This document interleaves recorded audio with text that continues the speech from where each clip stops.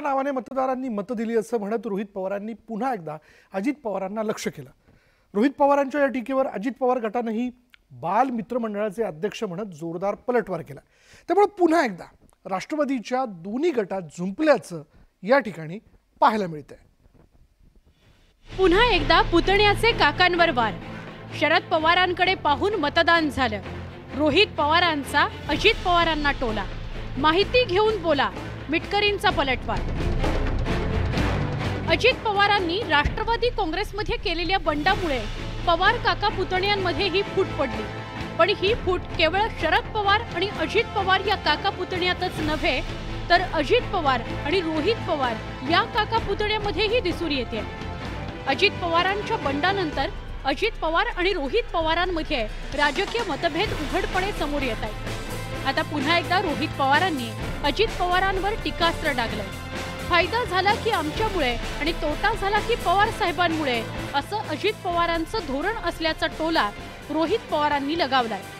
राष्ट्रवादीची निर्मिती झाल्यानंतर पवार साहेबांनी अख्ख्या राज्यात दौरा केला आणि पवार साहेबांकडे बघून, चिन्ह तर लोकांना माहित सुद्धा नव्हतं, पवार साहेबांकडे बघून लोकांनी मतदान दिलं आणि मतदान दिल्यानंतर सत्ता आली आणि सत्ता आल्यानंतर पवार साहेबांनी या नवीन युवा चेहऱ्यांना त्यावेळेसच्या संधी दिली मंत्रिपदाची। रोहित पवारांच्या या आरोपांवर अजित पवार गटानं जोरदार पलटवार केलाय। शरद पवारांचा आदर ठेवून अजित पवार स्वतःचं नुकसान करत राहिले असा दावा करत अमोल मिटकरींनी रोहित पवारांना बालमित्र मंडळाचे अध्यक्ष म्हणून टोला लगावला।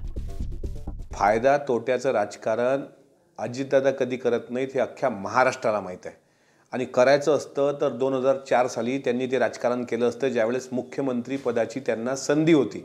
मात्र स्वतःचं नुकसान फक्त आणि फक्त साहेबांचा आदर ठेवून दादा करत गेलेत। त्याच्यामुळे नफा तोट्याचं कधीही गणित अजितदादांनी केलं नाही। राष्ट्रवादी काँग्रेसमध्ये फूट पडल्यापासूनच रोहित पवार अजित पवारांवर टीका करतायत, पण अजित पवार त्यांना प्रत्युत्तर देणं टाळतायत।